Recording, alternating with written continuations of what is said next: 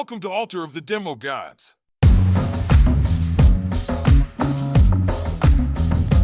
If you're wondering what advice from two experienced sales engineers sounds like, it's a little like this.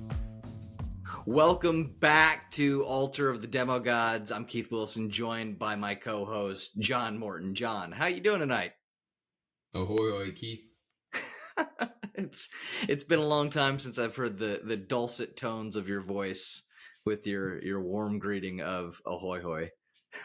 Just bringing it back, man. Alexander Graham Bell, ahoy hoy. Yeah, so how you been? It's been a few weeks since we've talked, since we've seen each other on the show. It has been, focused on my health, working out, ingesting things like whiskey and great ideas. So here we are. Yeah. And before we hopped on too, John and I were talking about events, right? And I think that we have events coming up. Of course, we're talking about stuff that's not going to happen for, well, I guess another month now. It's fastly approaching. I occasionally will go out and teach live courses, and John, I'm sure you're at a myriad of sponsored events as part of your role, and maybe that's something we can talk about more in another section about field marketing and field events and how that stuff works. But John, what quick 30-second thoughts on field events? How do you feel? I can tell you this much. 30-second quick quip. Is that a word? Quip? Anyways, I think it is. This is like the fun part of tech sales is events. When you can go out and you post the social media posts of the steaks and the drinks and the sporting events and whatever it may happen to be. That is the absolute fun part of what we get to do. So it's absolutely worth, talking about. Yeah. And I mean, it's fun for sure. But you still have to be on, right? So it can be exhausting too, because you still are working. You're not just doing whatever, right? You're not randomly. That is an excellent point. You have to be on. Yeah, you don't want to make an ass of yourself with customers or prospects. You still have to be on and remember what you're doing there. But even beyond just making an ass of yourself, you have to remember that you're there with the goal in mind of closing a deal. Like, I'm not just here to hang out and have fun. I'm here to do discovery, make some sort of move, build a relationship, something like that, right? Yeah, we've covered that a few times before. Like, it all comes down to trust. We're building trust, whoever we're working with or we want to work with. Yeah, it all goes back to everything we've set up until now. But this is like the little cherry on top where we get to at least have a little bit of fun. So, and I think I didn't intend for the show to start this way. It just kind of came naturally. But I think it does roll well into the topic that we do plan on discussing today, because generally, who helps subsidize those events that you have, John? It's your channel partners. And today we're talking about the channel and channel partners. There's a good majority of events that you're going to do in combination with a partner. Oh, without a doubt. So channel, I think when I think of channel, I think of two different things. They're like value-added resellers who may, be partners with the customer already who you're latching onto, or there may be like tech alliances where you have similar tech and you're going to do this event and you want to do some prospecting. But yeah, to that point. Well, yeah. And that second example you gave falls more on the biz dev side of things. Right. Right. Yeah. Mm-hmm. Yeah. Yeah. So, but yeah, you'll have a biz dev partner sometimes that'll do it. But today we're going to talk about mostly VARs, I think, is what we're going to try and stick to. And that's the value added reseller. But it's funny because I have found that there are, and no, I'm not going to phrase it that way because it sounds like I'm going to trash VARs. There's not enough of the VA parts of the resellers, right? There's a lot of Rs out there, but there's not not enough VARs that are actually adding value. But we're going to focus on the ones that we do. I'm not going to be cynical. We're going to focus on the ones that do add value, and the ones that you tend to work with. And maybe we'll even talk about how you find the ones that add value, because those are the ones that you want to latch onto. So for those that don't know, the role of a channel partner, well, channel partner has multiple roles, but generally a channel partner or a value-added reseller is going to be one of the technology partners that your prospective customer has decided to work with, right? And you're going to be one of several, possibly even hundreds, or in the case of CDW, hundreds of thousands. You're going to be a vendor that they sell or that they advise their customers to use. Yeah, I heard it put pretty nicely by someone that worked in the channel. So, like, everyone should remember, I'm going to preface it, lead it up, do some foreshadowing. I used to be a buyer before I was a vendor, meaning I worked on the Defender side. I bought through VARs, and we'll talk about that. But somebody articulated it to me recently. She was super awesome. A lot of my favorite channel partners, they break it down simply. Imagine if I'm selling like Tide laundry detergent. I don't necessarily go door to door of everyone's house pitching Tide. I take Tide and I sell it to Target or Walmart, and Walmart will sell Tide on my behalf. That's how she kind of broke down what a VAR can be. They have relationships, people shop with them, they understand what they want, and we just happen to be a line item on their cards where it's very easy to come to them and understand that we're selling Tide. So I appreciated when she broke that down for me, and I still equate it to that. I'm going to Target, I have a list, it's one of the line items, I'm going to buy what you're selling. Yeah. And from the customer side, I see the value of that, right? I don't have to go I don't have to go to the Tide store and then have to go to the Kleenex store and then have to everything's together for me under one roof. Now, on the flip side of that is, as a vendor, there are some positives for you as well. One of them being you can scale up, right? You can, as an individual contributing seller, or as a business, you can scale up your sales operations because these VARs will have, some of them are small, some of them have dozens of sellers, right? But if I'm working with a small local VAR in my region, now I've just hotly intensified that region and multiplied myself by 12 different ways if I've enabled that VAR properly, right? So I've got 12 people hopefully selling on my behalf. Now that's like 100% of that. That's too good of a number. But most VARs aren't that. Most VARs aren't the small little local office. Most are big, and they have hundreds, if not thousands, of sellers that can help you scale your operations, right? So that's why they're beneficial to the vendors. They also make it easier to. Well, yeah, but it's scalability, right? They also make it easier for you as a seller or as a vendor to transact, right? Because if the deal's done through them, you already have paperwork in place with them. They already have paperwork in place with the customer. You don't have to put paperwork necessarily in place with the customer, right? All this extra paperwork. I'm going to make it a little pointed here, Keith, and I'm going to ask you a very direct, personal question for our audience. And they do reach out to us. We'll talk about that later. But, Keith is in a situationship with, somebody he likes, and they're going through that evolution of a relationship. Does this person you're with, Keith, does she have a Stanley Cup? No.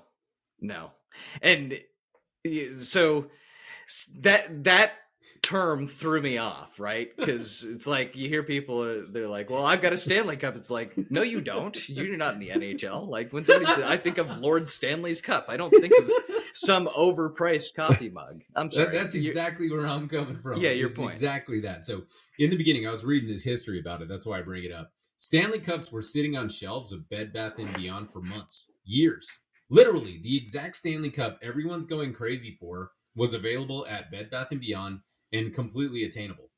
Nobody wanted it, right? Nobody realized the value of it until one person went and hyped it up.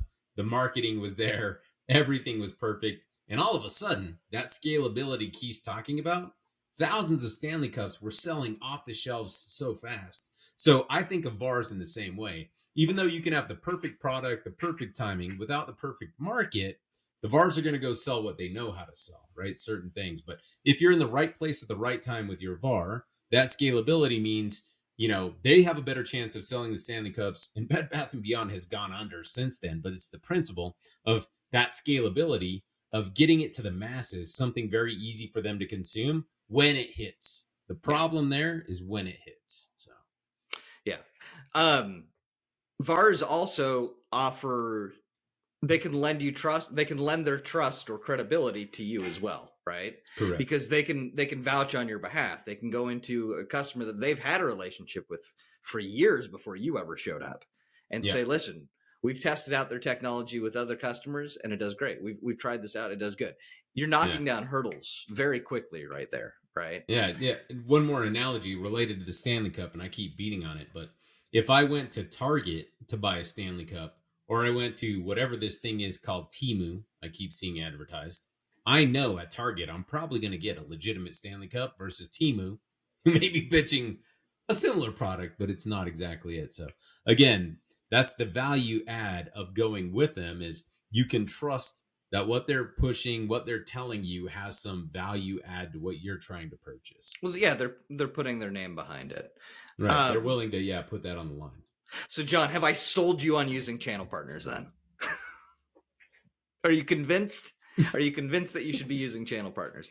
No, so, the reality is your business is going to be telling you, almost every company I've ever worked for, it ends up being, we're 100% channel driven. All deals have to go through the channel, right? So the reality is, if you're not convinced, you will be beaten into submission to be convinced to work with channel partners. I think it matters to Key's point too about where you're at. If you have a commoditized product that's well understood and everybody wants to buy it and you're just trying to get the best value, yes, the channel is there.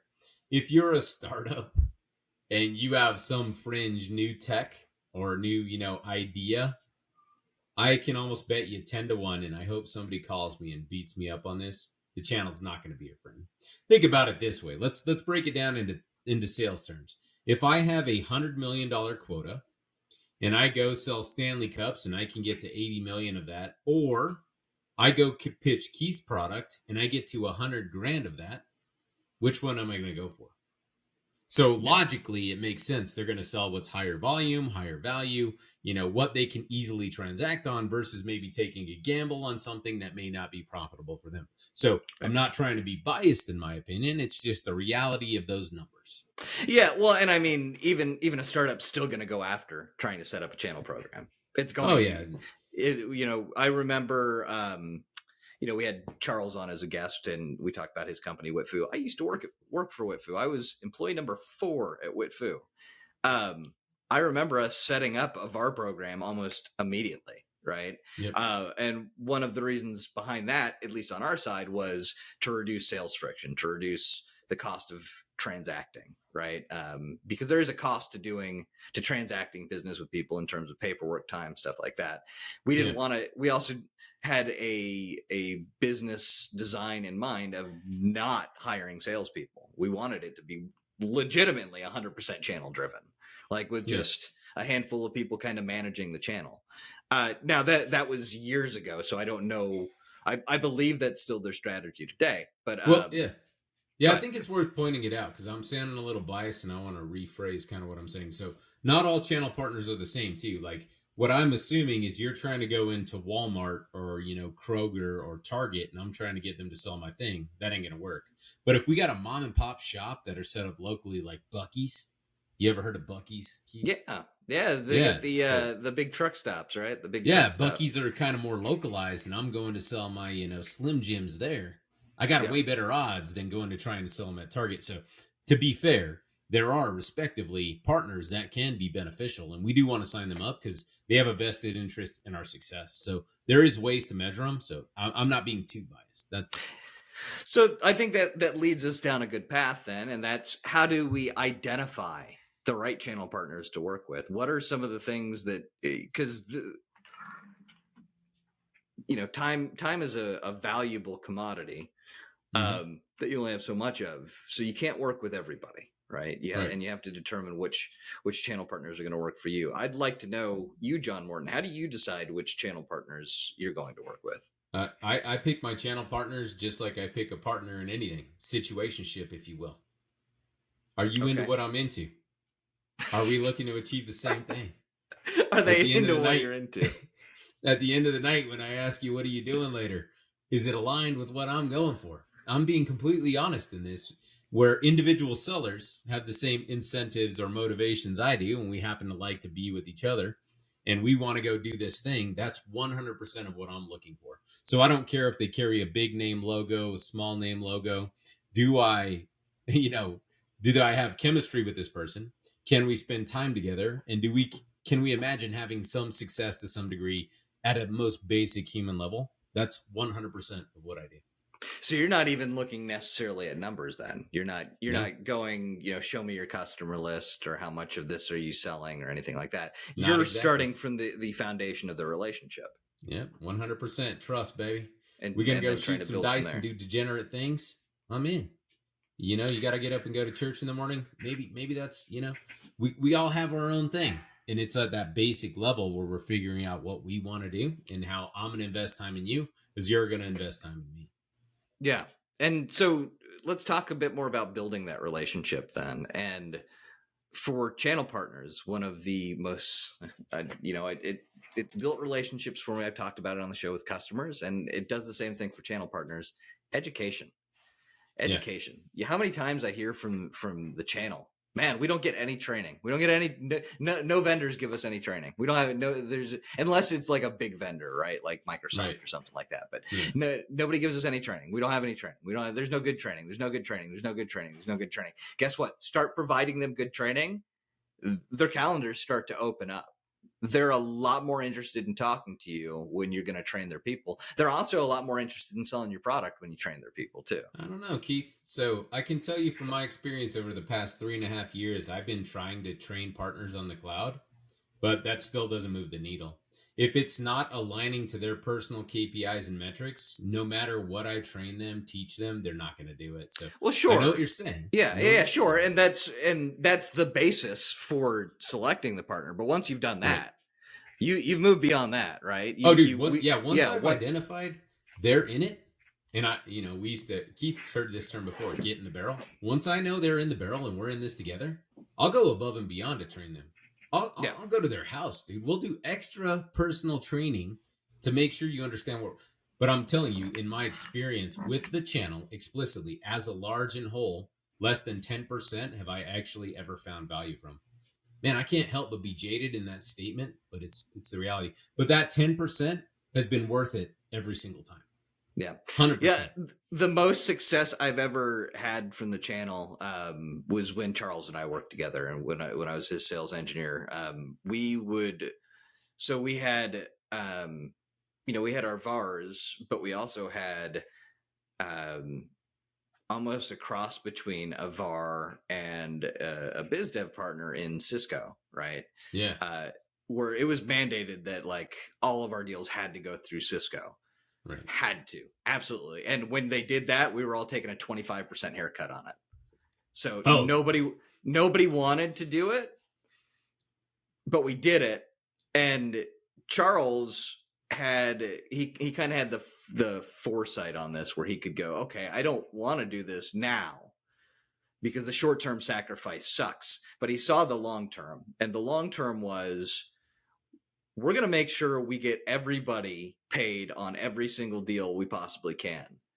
Yeah. A VAR that barely did anything, but we want to do some business with them. We're going to transact with not only through Cisco, because they're a Cisco VAR, but we're going to transact with that VAR too. So we're bringing in this VAR. We're going to make sure they get paid. We're going to make sure these Cisco reps get paid, right? And then we're going to find easy, like once we get them hooked on the money and show them, okay, well, we can Dude, you make good money off this, because that's what speaks to them. Then we had to go in with the training and the relationship. And I'm going to come back to that story because I know you want to say something to illustrate the point of maintaining relationships too, because there were a lot of interesting things we did there to keep those relationships going. Right. And I think you nailed a very important thing there. Is normally when I go to VARs, it's because they have a relationship with the customer I want to get into. And I do want to appreciate that. But let me give you an example of what I was just told recently in the past 3 months. A guy told me he works with a very large VAR, value-added reseller in cybersecurity that he used to trust for years. But within the past 2 years, And this is a quote. Guy shows up in his Jaguar from the VAR, a sales rep, shows up in his Jaguar with his Rolex and just expects for you to buy from him. Yeah. On top of that, he's calling me and he's telling me, John, you're going to take a 20-point haircut just for making the intro. I'm going to mark up the deal size 300%. And maybe, just maybe, I'll introduce you to one of my other customers. That sort of attitude is what turns me off as a vendor 1,000%. Where to this day I'm still jaded by it. So customers too, man. Perspective. Yeah, and the customers telling me this. You think customers don't notice what you're doing? Yeah. The only reason they're still in that relationship with you is because they just haven't had the time to select a new VAR. The second they do, you're gone. 100%, dude. And I was like, really, man? So like, to your point, again, when I go back to it, what am I trying to get out of it? This person, he's taking advantage of me. He's taking advantage of the customer. Nobody's winning in this scenario. Why are we even in this? Right. It just doesn't make sense. Even though the paper process is easier, everything else is easier, it's still at the end of the day, like the channel right now at this point in time, 2024, February, it's a negative mark almost all around. I haven't met a lot of folks, except very small niche, who are saying, oh yeah, these are my people. Something's happening out there. Yeah, I mean, I'm not going to get in because I don't know how much I'm allowed to talk about it, about how successful my company has been with VARs. We have a different strategy than most too, and our products applied differently. So I don't want to get too much into that. I think I do have a bit of a different perspective of than you do. But again, we've got two different approaches to this, and I think the reason why you're hearing some differences between my stories and John's stories, this is not uncommon, right? VARs are generally hit and miss, and I wasn't kidding when I said the most success I've ever had with them was when Charles and I worked together, and it was a lot of work. You have to stop thinking of your job as selling this product, and it's now managing these VARs. Yes. Right? 100%. But that allows you to scale because it allowed us to do it. You know, we would close $250,000 deals for our software where the average deal size was like 100,000, 75 to 100,000. We close a $250,000 deal on our products that we didn't even know about. Our Cisco rep was doing it for us because we made it easy for them to sell and we incentivized them. Yeah. Yeah. And I hope that's what people take away from this, even as jaded and negative as I am. If you looked at 10% over the past 14 years of however long I've been doing this, even that's hundreds of people who have been actually beneficial and awesome. That's still a great metric, a great number, and it's worth the time. Again, when you bring it back to the basics, who are you? What are you trying to do? Do we get? And John, I would even argue that 10% is responsible in tens of thousands, if not hundreds of $1,000s in commissions for you. As well. I would go in millions over the years. I would say in $1 million of ARR over the years. Absolutely. Well, I'm talking about just explicitly in commission in your pocket. Oh yeah, for me personally, yeah, absolutely. Yeah. Yep. And it's awesome. I'm friends with him now. I called my buddy the other day and I said, hey, you want to go get some pig ear pad thai? And he's like, dude, when are we going? So when you make those relationships, you hold on to them. They last. Yeah. Well, and you hold on to them too, right? And people are going to move too. They're not always going to be at a VAR. But you're still going to have a relationship with them. People are going to come and go, but you need to find a partner to work with. I think it's a mistake to go at it alone. Maybe that's controversial. I know there's a ton of sales guys out there that'll tell me that that's dumb and that I'm paying somebody to do other stuff. But I still think it's impossible. Like, it's if you're thinking small scale, sure, it's dumb because then you're just paying somebody to process paperwork for you. But if you're truly wanting to scale, you have to do it. Yeah. How many times have we talked about it? And I bring it up normally. I don't know if but either way, a three-legged stool. I think there's marketing who can bring you inbound leads. There's you and your BDR who can cold call, get you your leads. And then I like to think the third leg of that stool is the channel. The channel can bring you those leads. You should invest the time there. How much you do, what you do, it depends on what you're doing. But don't discredit my jadedness. There is potential. Three-legged stool. Yeah. And again, like the work that you put in is going to be finding the right VAR, maintaining that relationship, and educating them. Yeah. I want to talk real quick and talk about the education piece. The best way to do that is to videotape yourself. It's the only way to scale. It's actually how I got the job that I have now as the director of cybersecurity education. Right now I run an educational program, but before that I was a sales engineer, and I was training my VARs. I was training the VARs that we had locally, and I'd have to go in regularly to give this training because either people would miss it, or they'd get new people in, or I'd go to a different VAR and I'd have to train them, and they'd have the same problems too. They get new people in, or old people would leave, and I'd have to. It's not scalable. Right. We live in this great age of technology, especially for you to create your own stuff at home. I mean, look at all these creators and influencers. The equipment out there to do it is so cheap to do like decent. I mean, look at the quality of podcasts that we put out. I mean, it's pretty obvious that we don't have a super high budget, but we're able to do a lot for very little. To put a separate hat on, Keith, and I just want to put a bow on it because I feel like I've been extremely negative. I don't mean to be that way. But imagine you're the prettiest girl on Instagram or TikTok. Oh, that's not hard to imagine. I am the prettiest girl on Instagram. No doubt, baby. Now, just imagine what your DMs look like. Hundreds of thousands of wieners. Phallic everywhere. pics. Yeah. And you're trying to weed through those to find wieners all day long. Exactly. So even from their perspective, they know what they're worth. They know where they're at. And they're still trying to weed through it too. How do we build that bond and make ourselves stand out? Maybe that video, Keith. How do we stand out amongst the other wieners? How are we unique in this scenario? So from their perspective, I understand their problem too, but hey, just throwing it out there, man. Just throwing it out there. All right, we're coming up on the end of this show, so I want to wrap it up with some final thoughts. I'll go first, give you a chance to kind of collect your thoughts and summarize, and my thoughts on the channel and VAR. You find a good partner to go deep with, because it's going to take a lot of work. When you can get it to work for one, then start replicating it to others. Obviously, you're still going to have your transactional partners. There's sometimes you have to put a deal through a partner that you've never even talked to before, because that's just how the customer does business, and that's the way it is. But we're talking about actually building a relationship.